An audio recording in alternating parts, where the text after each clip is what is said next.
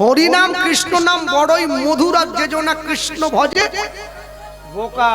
হ্যাঁ, হিরণ্যকশিপু গিয়ে নিজের ছেলেকে বলছে, এ খোকা, এই কি করলে কৃষ্ণ পাওয়া যায় না? রাতের অন্ধকারে কয়াধু শুনছে, আমার স্বামী জিজ্ঞাসা করছে আমার ছেলেকে, কি করলে কৃষ্ণ পাওয়া যায়? প্রহ্লাদ বলছে, বাবা, কৃষ্ণ পাওয়া যায় আকুলতায়, কৃষ্ণ পাওয়া যায় ব্যাকুলতায়, কৃষ্ণ পাওয়া যায় নিরহংকারে, কৃষ্ণ পাওয়া যায় নিরভিমানে, কৃষ্ণ পাওয়া যায় চোখের জলে।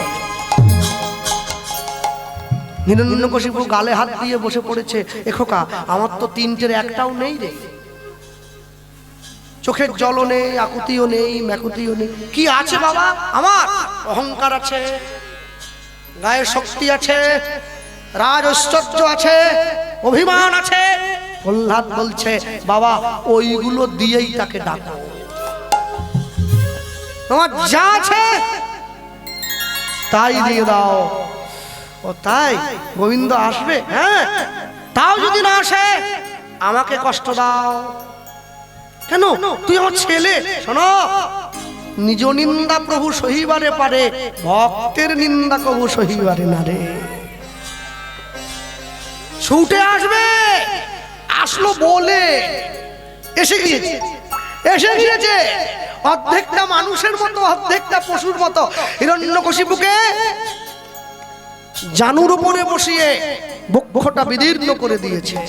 বিদীর্ণ করে হিরণ্যকশিপুর নাড়ি ভুড়িগুলো নিয়ে চিবিয়ে চিবিয়ে ভগবান সেবা করছেন।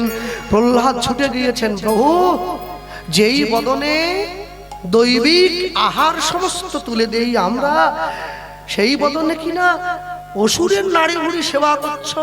হিরণ্যকশিপু যখনই এই সেবা করছেন নৃসিংহ অবতার হয়ে, ভগবান প্রহ্লাদকে বলছেন, প্রহ্লাদ, এই নাড়ি ভুড়ির মধ্যে কোন সত্তা ছিল? তোমার পিতার এই অঙ্গের মধ্যে কোন রসের ভক্তি ছিল, যাতে তোমার মতো কৃষ্ণ ভক্ত সন্তানের জন্ম হয়েছে? সেইটা আস্বাদন করার জন্য তোমার পিতার নাড়ি ভুড়িগুলো আমি সেবা করছি। আজকে দুই ভাই মিলে যুক্তি করে নিয়েছে। বাবা, এই শোনো, হ্যাঁ, রঘুনাথ বড় হয়েছে, 10 বছরের ছেলে। বাহ, ঠিক। আজকে রঘুনাথকে নিয়ে যেতে হবে গুরুদেবের ঘরে, পড়াশোনা করতে হবে, গুরুগৃহে নিয়ে যেতে হবে। রঘুনাথের গুরুদেবকে হুগলি জেলার চাঁদপুরে বলরাম আচার্য প্রভু, পরম বৈষ্ণব। আগেকার দিনে নিয়ম ছিল, গুরুদেবের আশ্রমে থেকে ছেলে মেয়েকে লেখাপড়া শিখতে হতো। ব্রহ্মচর্য, গারস্থ, বানপ্রস্থ, সন্ন্যাস, সকলে জানেন। 10 থেকে 25 ব্রহ্মচর্য, 25 থেকে 45 গারস্থ, 45 থেকে 55 বানপ্রস্থ, 55 পরে সন্ন্যাস। 10 থেকে 25 ঊর্ধ্বলিঙ্গ, ঊর্ধ্বজনী, ঊর্ধ্বরতি হয়, ঊর্ধ্ব না হইলে জীবে যাবে জমাল হয়। পুরুষের লিঙ্গ হয় মস্তকের মণি, তা লইয়া খেলা করে দেবপদ্মজনী। শ্রী রাধিকা হয় তার প্রেমের মহাজন, সেই মানুষের বাড়ে ওজন, তাকে বলে মহাজন। হ্যাঁ, এই হচ্ছে ব্রহ্মচর্য। 25 থেকে 45 গার্হস্থ্য, সংসারে ফিরে আসবে, বিবাহ করবে, নিজ স্ত্রীকে দিয়ে সন্তানের জন্ম দেবে। আস্তে অধিক সন্তান জন্ম দেবে না। অনেকগুলো করে ছেলে মেয়ের জন্ম দিলে যদি পুরুষ হওয়া যেত, তাহলে জঙ্গলের রাজা বাঘ নয়, জঙ্গলের রাজা হতো শুয়ার, শূকর। 6 মাস অন্তর 10টা করে ছেলে হয়, বছরে 20টা। আর বাঘের 12 বছরে 4টে। রাজাকে কতগুলো জন্ম হয়ে গেছে, কোনটা টিন ভাঙা আলা, কোনটা লোহা ভাঙা আলা, কোনটা বই কুড়োচ্ছে, কোনটা চুল বিক্রি করতেছে। কেন? কেন? একটা সন্তানের জন্ম দেবে, একটাই 100টার সমান হয়ে যাবে। গান্ধারীর মতো 100 জন্ম দিয়ে লাভ নেই, কুন্তির মতো 5টার জন্ম দাও, জগতে তোমার নাম সোনার অক্ষরে লেখা থাকবে। ভক্তমণ্ডলী মায়েরা, এই হচ্ছে ব্রহ্মচর্যের পরে গার্হস্থ্য, এরপরে বানপ্রস্থ। নখ বড় রাখবে, চুল বড় রাখবে, জল ছেঁকে খাবে, নিজের স্ত্রীর সঙ্গে কথা কম বলবে, নিজে রান্না করে সবাকে আহার করবে। নিজের মেয়ে যদি উপযুক্ত হয়ে যায়, মেয়ের সঙ্গে নির্জনে কথা বলবে না। বানপ্রস্থ। এরপরে 55 পরে সন্ন্যাস, সংসারের মায়া ত্যাগ করে নির্জনে চলে যাবে ঈশ্বর ভজনের জন্য। এটাই সনাতন ধর্মের চতুর্বর্ণাশ্রম প্রথা। হরি বল হরি বল। রঘুনাথ দাস পালকি থেকে নেমে গিয়ে গুরুদেবের চরণে হাত দিয়ে প্রণাম করছে। গুরুদেব আমি এসেছি তো। কই কই দেখি জমিদারের ছেলে, ও কি সুন্দর দেখতে গো, চাঁদের মতো হয়েছে। অতি পাঞ্জাবি পরেছে, গুরুদেবের আশ্রমে গিয়ে গুরুদেবকে প্রণাম করছে। জয় জয় শ্রী গুরু, গুরু আমার প্রেম কলপ তরু। হরি হরি বল। জয় জয় শ্রী গুরু, গুরু আমার প্রেম কল্পতরু। বড় অদ্ভুত অদ্ভুত যাক পদকা,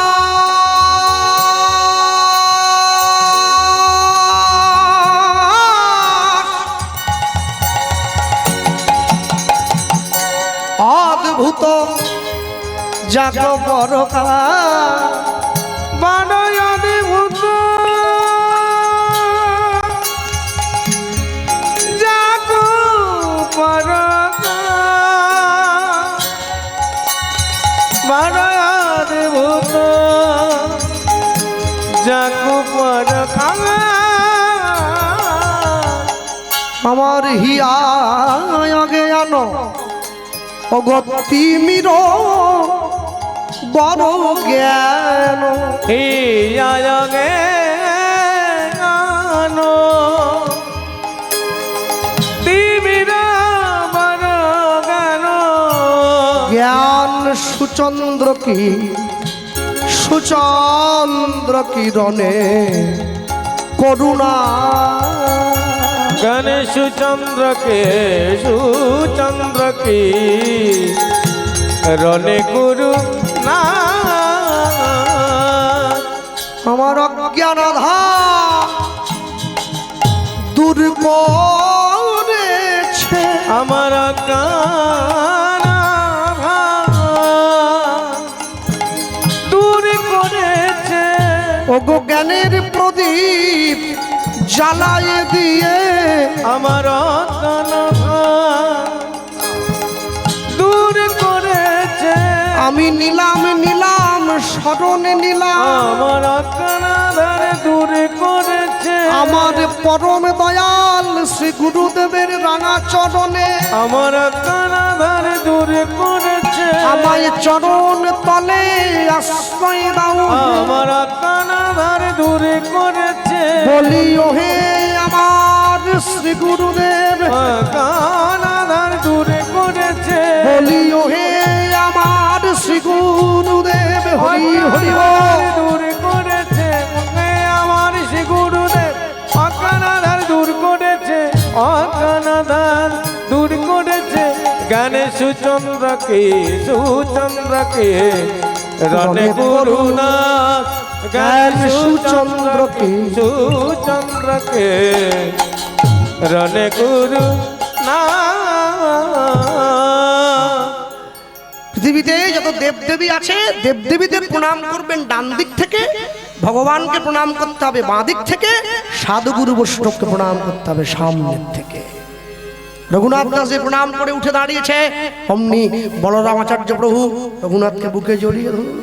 রঘুনাথ, এই যে সত্যি কথা বলো তো, এই যে আমার সামনে বসে এত ভালো ভালো কথাগুলো তুমি বললে, কে তোমায় শিখিয়ে দিয়েছে? গুরুদেব, কেউ আমায় শেখায়নি। তাহলে বললে কি করে? ওই যে যাকে দেখিলে মুখে আসে কৃষ্ণ নাম, জানিবে সেই বৈষ্ণব, তাকে করিবে গুণা। আপনাকে দেখেই আমার ভালো লেগেছে, আমার মুখ থেকে বেরিয়ে এসে গেছে, তাই বললাম বাহ বাহ বাহ বাহ, ছেলেটা তো সুকৃতি আছে বলতে হবে। এই আচ্ছা রঘুনাথ, আশ্রমে থাকলে তো কাজ করতে হবে, তা তুমি কি কাজ করবে? আমি এই তো গোবিন্দের জন্য ফুল তুলবো, আর গোবিন্দের জন্য মালা গাঁথবো, আর গোবিন্দকে শৃঙ্গার করব, আর গোবিন্দের মন্দিরটা পরিষ্কার। বাহ, সমস্ত কাজগুলো ভগবানকে নিয়েই করতে চাইছে। আগো যে বাড়িতে গোবিন্দ সেবা হয়, যে বাড়িতে ভক্ত সেবা হয়, যে বাড়িতে বৈষ্ণব সেবা হয়, সেই বাড়িটা তীর্থ হয়ে যায়। আর যে বাড়িতে গৌর গোবিন্দের সেবা হয় না, ভক্ত সেবা হয় না, ওটা শেয়ালের গর্ত হয়ে যায়। বাহ বাহ, রঘুনাথের তো মনটা ভালো আছে, ভালো আছে। হ্যাঁ, যাক যাক, রঘুনাথকে রেখে দিয়ে রঘুনাথের বাবা আর জ্যাঠা ঘরে ফিরে গেলেন। একদিনকে সেই বলরামাচার্য প্রভুর আশ্রমে কে আসছেন? এলেন নামাচার্য ছিল ঠাকুর হরিদাস, নাম বিজয় হরিদাস। তিনি এসছেন, সকল ছাত্ররা বসে পড়েছে, আর রঘুনাথ সকলার সামনে গিয়ে বসেছে। জমিদারের ছেলে, নববিধা ভক্তির প্রথমেই আছে শ্রবণং কীর্তন, শ্রবণ কর, তারপরেই আছে কীর্তনম, এরপর কীর্তন করব।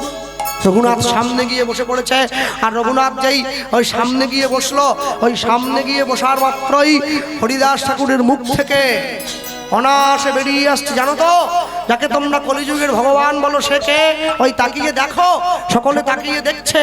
কে রে কাঙালের বেশে হরি নাম বিলায়, কে রে কাঙালের বেশে হরি নাম বিলায় বিলায়, কে রে কাঙালের বেশে হরি নাম বিলায়, কে রে কাঙালের বেশে হরি নাম বিলায় বিলায়। ও যে প্রেম দাতা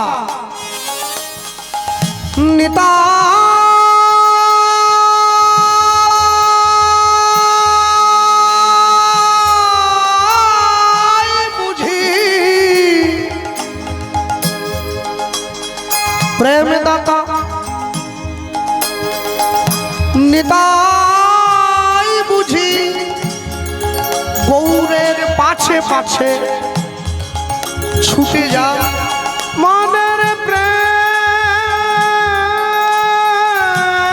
দাতা, মনের প্রেম দাতা, নিতাই বুঝি নিতাই বুঝি, গৌরের পাছে পাছে ছুটে যায়। কে রে কাঙালের বেশে হরি নাম বিলায়, কে রে কাঙালের বেশে হরি নাম বিলায় বিলায়, ও যে কে রে কাঙালের বেশে হরি নাম বিলায় বিলায়।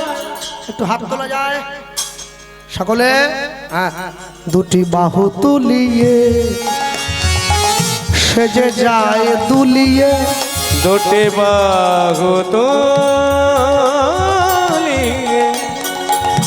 সেজে যায় দুলিয়ে, দুটি বাহু তুলিয়ে সেজে যায় দুলিয়ে, দুটি বাহু তুলিয়ে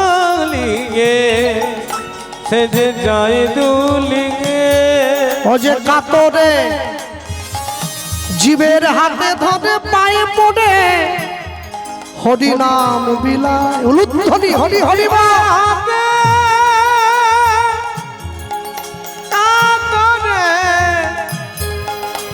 হাতে ধরে ধরে হরি নাম বালায়। যিনি এই পদ লিখলেন জগৎ বন্ধু বলে,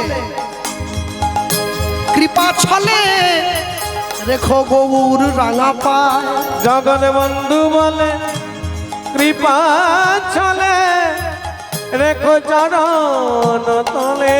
এবার জগৎ বন্ধু বলে কৃপা ছলে রেখো গৌর রাঙা পায়, জগৎ বন্ধু বলে কৃপা চলে গৌর রেখো গৌর রাঙা পায়। কে রে কাঙালের বেশে হরি নাম বিলায়, হরি হরি বল। কে রে কাঙালের বেশে হরি নাম বিলায় বিলায়, কে রে গৌর আমার তুমি করুণা করো, এই জগজনে কৃপা গৌর হে গৌর হে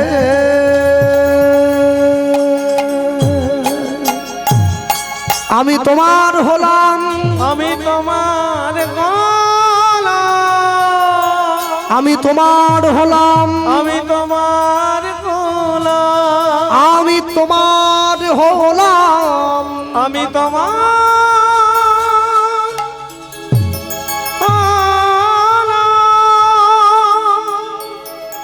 রঘুনাথ দাস ছুটে গিয়ে মহা হরিদাস ঠাকুরের চরণে পড়ল, আমি তোমার হলাম। কে কে পায়ে পড়ে? কে কে দেখি মুখটা তুলে দাও। ঠাকুর আমি। কি গো এইটুকু ছেলে তুমি? কি নাম তোমার? আমার নাম রঘুনাথ। বাহ, ভারী সুন্দর নাম তো। তা তুমি কি হিরণ্য গোবর্ধনের বংশের একমাত্র ছেলে? সেই হ্যাঁ। ওরে বাবা, তুমি আমার পায়ে পড়ছো? কি ঠাকুর, আমি তো আমার নামটা বললাম, তুমি তো তোমার নামটা বললে না। হরিদাস ঠাকুর বলছে আমার আর নাম কি? আমার নাম হরিদাস। বাহ, এই জগতের লোক মায়ার দাস, গাড়ি বাড়ির দাস, ছেলে মেয়ের দাস, স্ত্রী পুত্রের দাস, তুমি কিনা হরির দাস। শুনেও ভালো লাগলো, খুব ভালো লেগেছে। ঠাকুর এই যে তুমি যে লোকটার কথা বললে, ওই লোকটার কাছে আমায় নিয়ে যাবে? ওই যে তোমাদের দলের যে আসল লোকটা, যে নাকি গৌর হয়ে কলিযুগের মাটিতে এসেছে। হরিদাস ঠাকুর বলছে, খোকা আবেগ দিয়ে কি ভক্তি হয় গো? ভক্তি বিবেক দিয়ে হয়। অপেক্ষা করো, সঠিক সময়ের অপেক্ষা করো। আমি তোমাকে আশীর্বাদ করছি, একদিনের জন্য যদি গৌর ভজন করে থাকি, একদিনের জন্য যদি গৌরকে ডেকে থাকি, আমি তোমায় বলছি জীবনের ঠিক সময়ে গিয়ে আমার গৌর তোমায় কৃপা করবে, আমার গৌর তোমায় কৃপা করবে, আমার গৌর তোমায় কৃপা করবে। হরিদাস কৃপা করে রঘুনাথের উপরে, রঘুনাথের উপরে, সেই কৃপার কারণ হইল চৈতন্য চরণ পাইবারে, চৈতন্য চরণ পাইবারে। যার সৎ গুণে গোসাই রঘুনাথ দাস, রঘুনাথ চৈতন্যে জন্মাইল ভক্তি, জন্মাইল ভক্তি, জন্মাইল বিশ্বাস, জন্মাইল জন্মাইল বিশ্বাস। জানি তাই সাধু সঙ্গ, সাধু সঙ্গ সর্বশাস্ত্রে কয়, সর্বশাস্ত্রে কয়, অগলব মাত্র সাধু সঙ্গ, সাধু সঙ্গ কৃষ্ণ ভক্তি প্রেম হয়, কৃষ্ণ ভক্তি প্রেম হয়। সাধু সঙ্গ করতে না পারলেও সাধুর প্রসঙ্গ করতে হয়, এতেও সঙ্গ হয়ে যায়। সাধুর আলোচনা করতে হয়। সব সময় যে সাধুকে পাবেন, সব সময় যে ভক্ত পাবেও, সব সময় যে বৈষ্ণবকে পাবো, এর তো কোনো মানে নেই। কিন্তু প্রসঙ্গ তো করতে পারি, সাধুর জীবনী তো আলোচনা করতে পারি। 10-5 মিলি নিজ দুয়ারে বসিয়া কীর্তন করিবে সবে করতালি দিয়া। যার বাড়িতে 10 জন লোক নেই, সে কি হরিনাম করবে না? সে কি টিভি দেখবে? আমি এক জায়গায় বলে বিপদে পড়ে গেছি হলদিয়ার দিকে। 10-5 মিলি নিজ দুয়ারে বসিয়া কীর্তন করিবে সবে করতালি দিয়া। নামার পরে এক মা বলতেছে, আমার বাড়িতে 3 জন, আমি, আমার ছেলের বাপ, আমার ছেলে। তাহলে আপনি তো বলছেন 10-5 মিলি নিজ, না 5 জন আছে না 10 জন আছে? দাদা আমি ওই জন্য হরিনাম করিনি, যেহেতু 10 জন নেই। তা আপনি কি করবেন? আমি টিভি দেখি। আরে 10 জন হলে করবে, 3 জন হলে করবে, নিয়ে কি কথা? 10 জন হলে রোজগার করবে, 3 জন হলে তোমার স্বামী কি রোজগার কমই দেবে? রোজগার যেমন বাড়াবে, হরিনামটাও বাড়াও। এই যে বসে আছেন, বাবুর বাড়িতে আজকে রাত্রিতে এবং কালকে মধ্যাহ্নে প্রসাদ। মনে রাখবেন, নিমন্ত্রণ দিলে তো প্রসাদ পেতে যাচ্ছে নিয়ে তো আনন্দের কথা। বিনা নিমন্ত্রণে যদি মহোৎসব বাড়িতে গিয়ে প্রসাদ মুখে নিতে পারেন, সেই প্রসাদের কর্ম নিমন্ত্রণের থেকে 1000 গুণ বেশি হয়। প্রসাদ নিতে হয় কাঙালের মতো, ভিখারির মতো, চাটায় বসে, ধুলোয় বসে, দিনহীন ভিখারির মতো গিয়ে বসতে হয়।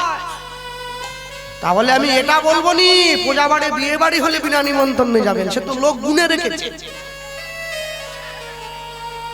প্রসাদে তো গুণা নেই, যত আসবে সব, কাউকে ফেরানো যায় না। প্রসাদ পাবেন, এক পকেটে মোবাইল রেখেছেন, আরেক পকেটে গীতা রাখুন, তবে তো জীবনে ব্যালেন্স থাকবে। সপ্তাহে একদিন করে বাড়ির সকলে মাছ মাংস এনে খাচ্ছেন, পরের সপ্তাহে ওই দিনটায় ঠাকুর বাড়িতে গিয়ে প্রসাদ পান, তবে তো জীবনে ব্যালেন্স থাকবে। মাসে একদিন করে বাড়ির সকলে মিলে পিকনিক করতে যাচ্ছেন, সিনেমা দেখতে যাচ্ছেন, পরের মাসে ওই দিনটায় বাড়ির সবাই মিলে হরিনাম শুনতে যান, তবে তো জীবনে ব্যালেন্স থাকবে।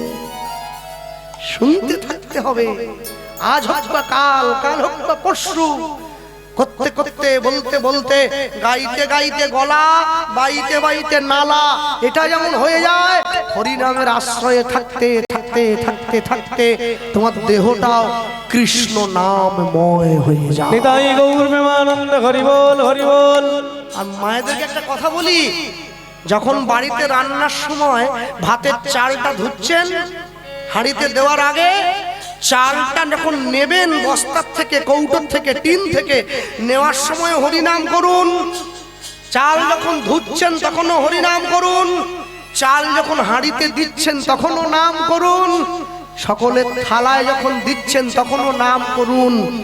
বাড়ির প্রত্যেকের দেহ তো কৃষ্ণ নামময় হয়ে যাবে। হ্যাঁ, তবে হ্যাঁ, যেদিন রুই মাছের ঝোল হবে সেদিনকে করবেন কি করে? সেদিন তো সম্ভব না। যেদিন নিরামিষ হবে সেদিন। রঘুনাথ দাসকে আশীর্বাদ করে হরিদাস ঠাকুর ফিরে চলে গেল। হ্যাঁ, আর যেদিন হরিদাস ঠাকুরের কৃপা রঘুনাথ দাস পেয়েছে, যেই দিন থেকে পেল, তার পরের দিন থেকে একটাই শব্দ, গৌর গৌর গৌর গৌর গৌর গৌর হে গৌর গৌর গৌর গৌর গৌর হে নিতাই গৌর হরি হরি গৌর গৌর গৌর গৌর গৌর হে গৌর গৌর গৌর গৌর গৌর।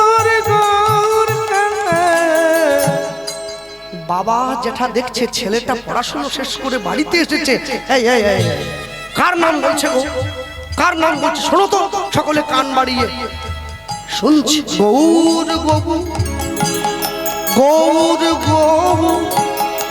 গৌর গৌর গৌর হে গৌর গৌর গৌর গৌর গৌর গৌর হে গৌর গৌর গৌর গৌর গৌর গে গৌর গৌর গৌর গৌর গৌর গে গৌর গৌর গৌর গৌর গৌর গৌর গৌর হে গৌর গৌর গৌর গৌর। চুপ করো, খবরদার না বললাম তোমায় রঘুনাথ, আজ থেকে তোমায় নিষেধ করলাম। আজ থেকে তোমার জন্য 3টে লোক নিয়োগ করা হবে। তো আজ থেকে তোমার হরিনাম বন্ধ, আজ থেকে হরিনাম বন্ধ, আজ থেকে হরিনাম বন্ধ। বন্ধ করে দেওয়া হলো। আর যেন কোনোদিন হরিনাম এই রাজ্যবাসী, রাজ্যের পাত্র মিত্র মন্ত্রী প্রজাদেরকে নিয়ে সলা পরামর্শ করতে বসে পড়লো। বলো বলো বলো, তোমরা যুক্তি দাও, কি করলে রঘুনাথ, কি করলে রঘুনাথ হরিনাম বন্ধ করবে, কি করলে রঘুনাথ কৃষ্ণনাম। জমিদার মশাই, আপনি বৃথা চিন্তা করছেন, শুনুন না, রঘুনাথকে একটা বিয়ে দিয়ে দেন তো। রঘুনাথকে যদি একবার সংসারে ঢুকিয়ে দেওয়া হয়, মানছি আমাদের মতো ওকে রোজগার করতে হবে না, কিন্তু স্ত্রীর মায়ায় পড়ে গেলে, স্ত্রীর মোহতে পড়ে গেলে রঘুনাথ গৌর ভুলে যাবে, গৌর ভুলে যাবে, গৌর ভুলে যাবে, গৌর ভুলে যাবে, গৌর ভুলে যা, গৌর ভুলে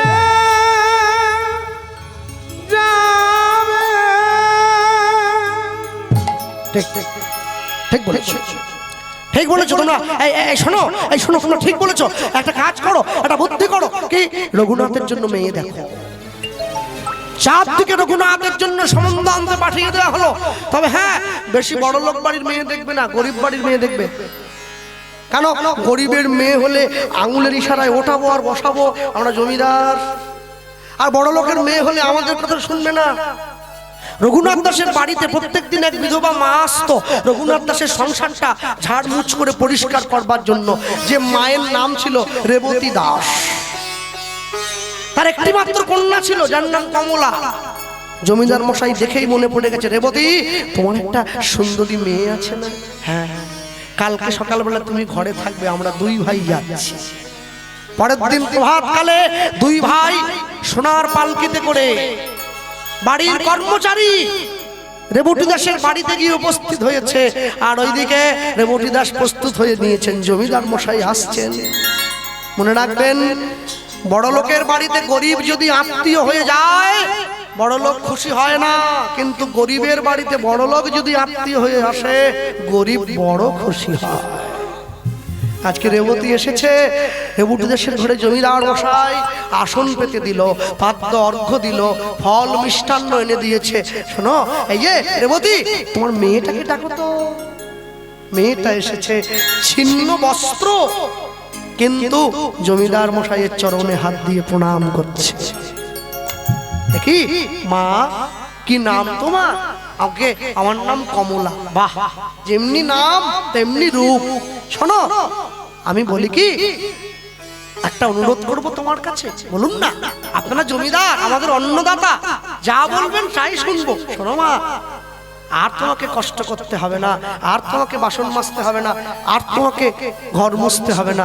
এই শোনো, তুমি যাবে আমাদের ঘরে রঘুনাথের স্ত্রী হয়ে। মেয়েটার চোখে জল এসে কেন? ভালো স্ত্রী পেতে গেলে স্বামীদের যেমন ভাগ্য করতে হয়, ভালো স্বামী পেতে গেলেও মায়েদের আরো বেশি সৌভাগ্যের দরকার হয়। মাতাল লম্পট চরিত্রহীন দুশ্চরিত্র স্বামী তো সবাই পেতে পারে, কৃষ্ণ ভক্ত গৌর ভক্ত স্বামী সবাই পেতে পারে না। মেয়েটি ছুটে গিয়ে জমিদার মশাইয়ের চরণটা জড়িয়ে ধরেছে। জমিদার মশাই, এ কি বলছেন?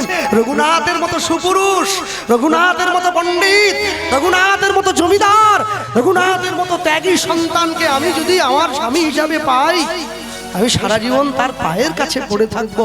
না না মা, ওই জন্য তোমাকে বলিনি, অনেক ভালো মেয়ে পেয়েছিলাম, কিন্তু তোমায় বলছি কেন জানো মা, তুমি একটু কষ্ট করতে পারবে? আগে বলুন না কি করতে হবে। শোনো, তুমি একটা কাজ করবে, তুমি বিবাহের পরে তোমার দেহ দিয়ে, মায়া দিয়ে, মোহ দিয়ে রঘুনাথকে ভুলিয়ে রাখবে। রঘুনাথ যেন ঠাকুর ঘরে না যায়। অসম্ভব, অসম্ভব। আপনি কি বলছেন? না না না, এটা আপনি বলতে পারেন না। আপনি যদি বলতেন রঘুনাথ অসৎসঙ্গ করে, আমি ছাড়িয়ে দিতাম। আপনি যদি বলতেন রঘুনাথ নেশা করে, আমি ছাড়িয়ে দিতাম। কিন্তু আপনি কি বলছেন? আপনি কি বলছেন? রঘুনাথ গৌরের নাম করে, মদের নেশা, বিড়ির নেশা ধরলে কাউকে ছাড়ে,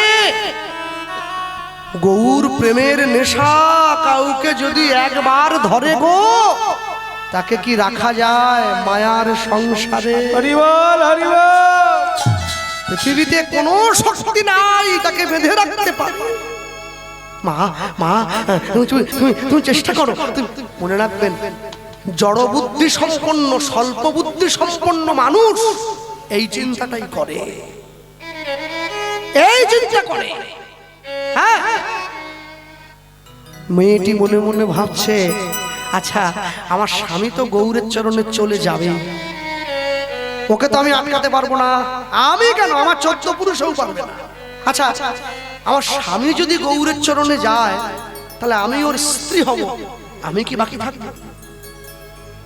আমার স্বামীর ক্ষমতা আছে আমাকেও গৌরের চরণে নিয়ে চলে যাওয়া। এটাই তো সুযোগ, এটাই সুযোগ। এই সুযোগ কিন্তু ছাড়বো না। মুখে মিছি মিছি বলে দেবো আমি আপনার ছেলেকে আটকে রাখবো, যাতে আপনার ছেলে বেরিয়ে যেতে পারে। তার সব রকম ব্যবস্থা তো আমি করবো। আমি জমিদার মশাইকে কথা দিয়ে দিলেন। জমিদার মশাইকে বলছেন, যান আজ থেকে রঘুনাথের জন্য বাড়ির বাইরে যত দরজা সব বন্ধ। কে বলছে? যে গিন্নি হবে কমলা। আজ থেকে রঘুনাথ যাতে বেরোতে না পারে এই জন্য বাড়ির বাইরের দরজাগুলো বন্ধ। মনে মনে ভাবছে, আমার মনের দরজাটা খোলা আছে, বাড়ির দরজা বন্ধ, কিন্তু প্রেম ভক্তির দরজা তো বন্ধ নেই, ওটা তো খোলা। ওইটা দিয়েই তো রঘুনাথ চলে যাবে। আনন্দ আনন্দ মহানন্দ বিবাহের দিন উপস্থিত হয়ে গেল। গোটা হুগলিবাসীকে নিমন্ত্রণ দেওয়া হয়েছে। ও গো আজু কি আনন্দের শোভা কহনে না যায়। উলুধ্বনি হরি হরি বল। আজু কি আনন্দের শোভা কহনে না যায়। আজু কি আনন্দের শোভা কহনে না যায়। আজ কি আনন্দে শোভা কহনে না যায়। রঘুনাথের বিয়েতে আজ গ্রামে বাসি যায়। রঘুনাথের বিয়েতে আজ গ্রামে বাসি যায়। রঘুনাথের বিবাহে আজ গ্রামে বাসি যায়।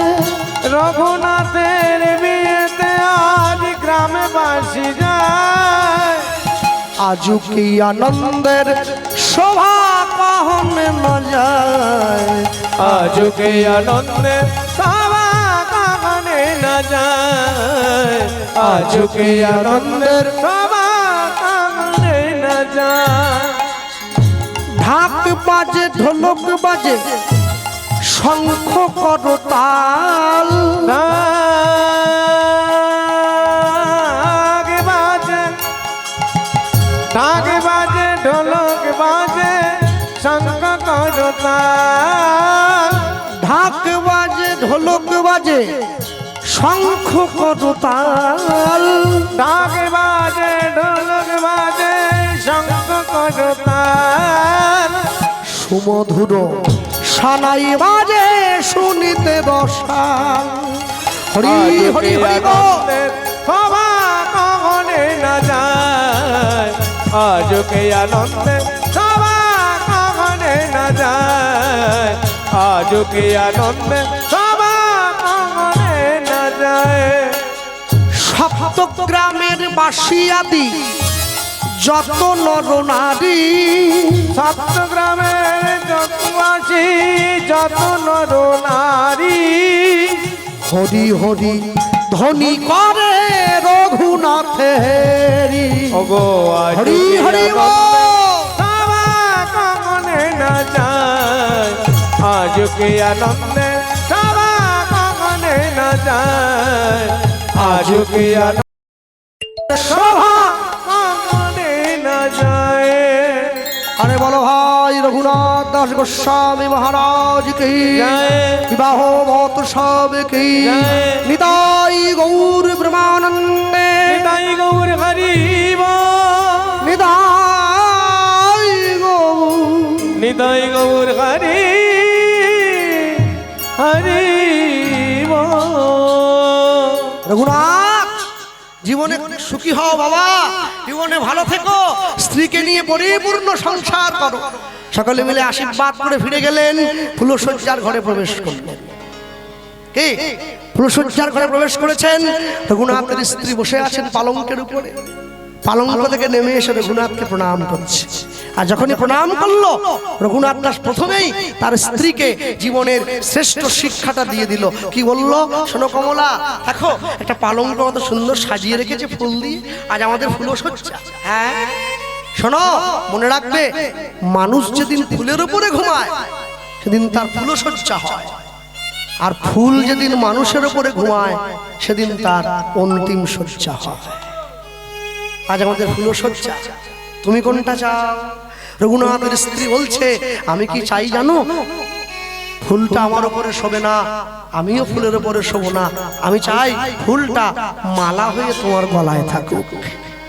আমি দুজনকেই পাবো, আমি তোমাকেও পাবো, আমি ফুলের মালাটাকেও পাবো। রঘুনাথ দাস হাতটা বাড়িয়ে দিয়েছে। কি হলো? হাত বাড়াচ্ছ?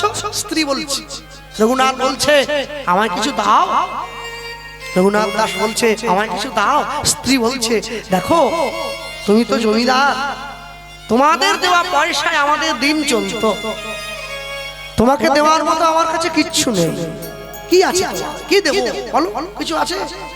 জমিদার কি ভিখারি হয়ে কি দেবো? তবে একটা জিনিস দিতে পারি। আস্তে, এই যে মায়েরা বসে আছেন, বলুন তো নারী জাতির জীবনে সব থেকে মহামূল্যবান বস্তু কোনটা? তার সম্মান, তার চরিত্র। Health lost, something lost, money lost or something lost, property lost or something lost, but character lost, everything is lost. চরিত্র যদি একবার নষ্ট হয়ে যায় আর তা ফিরে পাওয়া যায় না। এই জন্য জীবনে কোনো কিছুর বিনিময়ে চরিত্রকে নষ্ট করা যাবে না। চরিত্র হচ্ছে সম্পদ। এটা শুধুমাত্র যে কোনো একজনের জন্য, একজনের জন্য। যে নারী নাসিকায় লইয়াছে একাধিক পুরুষের ঘ্রাণ, সে কি করে বুঝিবে এক মানুষকে ভালোবেসে বেঁচে থাকিবার কিবা সম্মান? সবাই জানে না, সবাই বুঝবে না। এর মাধুর্য আলাদা, এর মাধুর্য আলাদা। মনে রাখবেন সব সময়। হ্যাঁ, আমার বাড়িতেও বোন আছে, তো ও তো এখনকার দিনের মেয়েদের মতো। তো মাঝখানে কিছুদিন ছোট ছোট পোশাক একটু পরা শুরু করেছে। তো আমাকে বললো যে এখন কলেজে পড়তে গেলে, সকলে পড়ছে, আমাকেও একটু পড়তে হয়। তা আমি ওকে একটা ছোট্ট কথা বলেছিলাম, বলে মনে রাখবি। বলে কি? মনে রাখিস, খোলা জিনিসের উপরে মাছি কিন্তু বেশি বসে।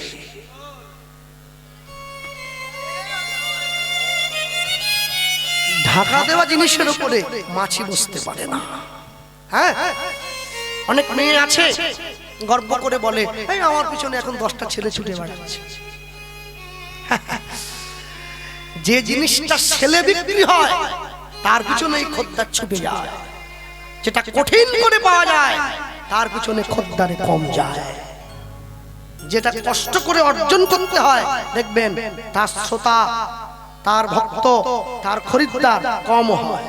যেটা সহজে পাওয়া যায় প্রচুর খদ্দের ছুটে চলে যাচ্ছে।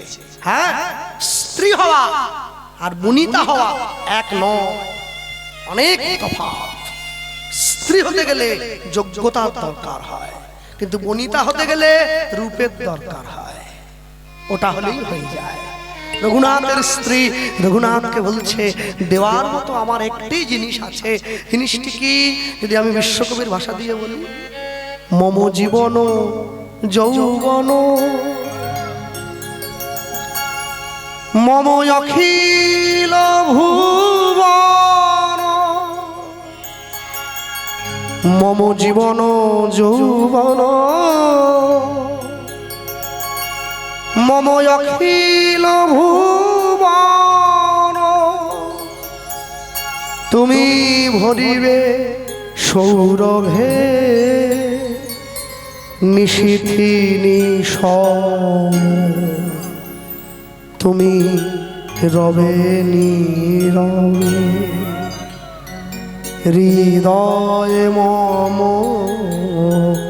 তুমি রবে নীরবে।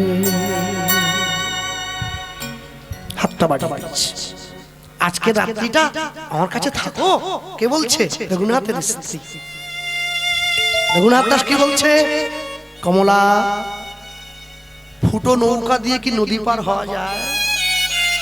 আজকে রাত্রে যদি তোমার কাছে আমি থেকে যাই, আমার এই দেহটা তোমার সেবায় লেগে যাবে।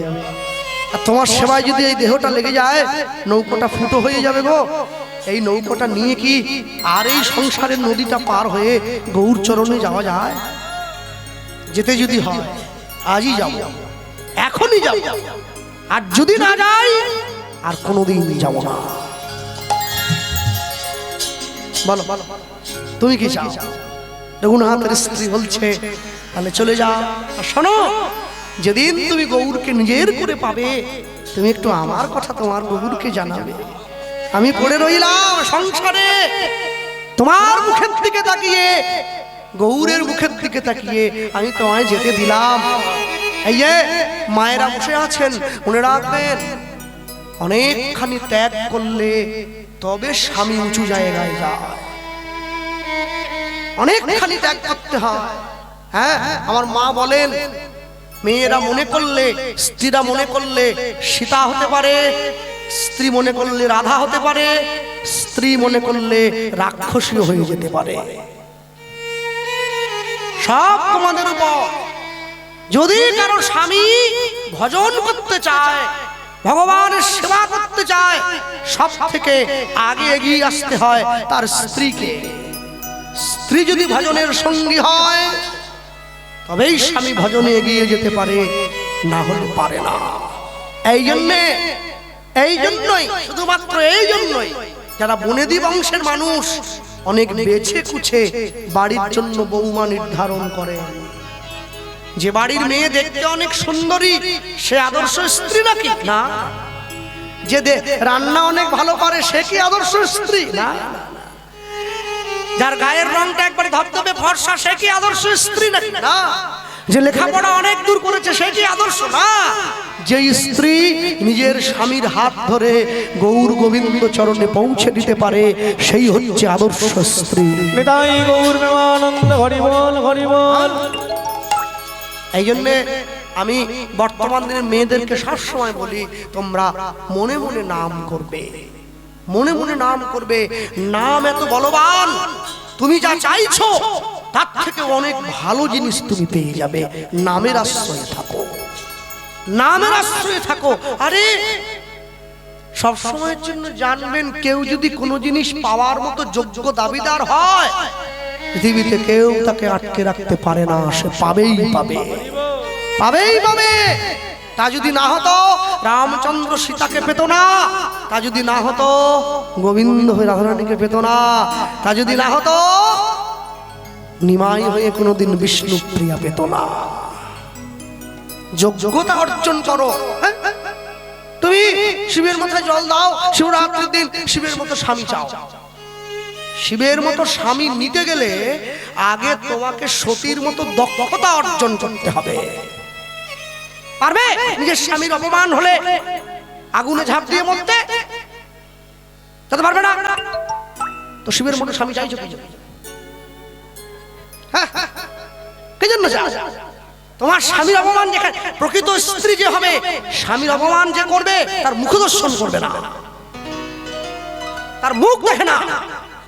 যদি নিজের পিতা মাতাও হয়, তারও মুখ দেখবে যে আমার স্বামীর অপমান হয়েছে। হ্যাঁ, রঘুনাথ দাস নিজের স্ত্রীকে বলছে, আমার ইচ্ছা কি জানো? আমি গৌর বরণ করি যত, রাখবো হিয়ার মাঝে গৌরাঙ্গের, গৌর বরণ করবো ভূষণ, আমার যেখানে যেমন সাজে। গৌর হরি হরি হরি বল।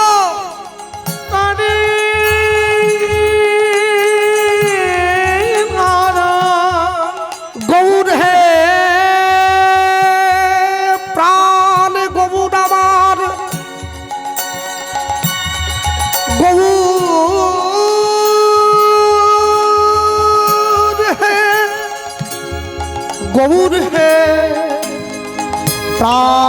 গৌরামা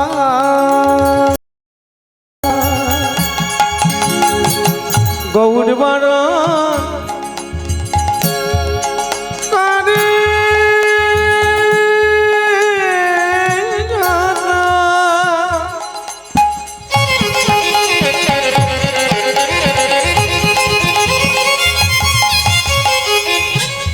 অগর আগে বাগে আর মাঝে মাঝে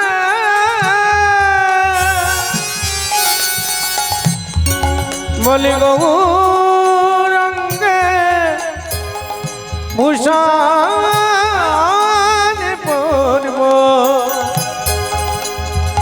যেখানে যা সাজে।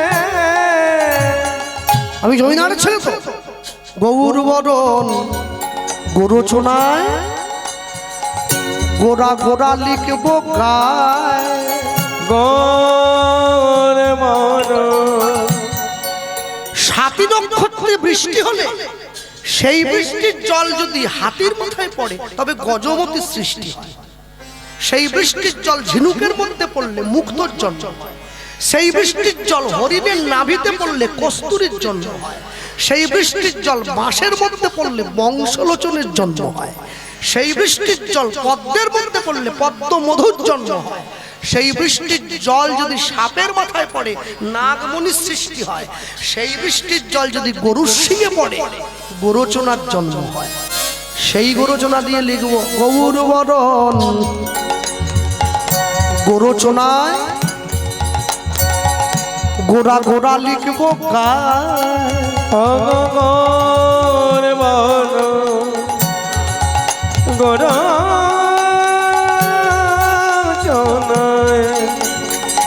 গোরা গোরা লিখিব গায়ে। আমি গৌর বলে ভেসে যাব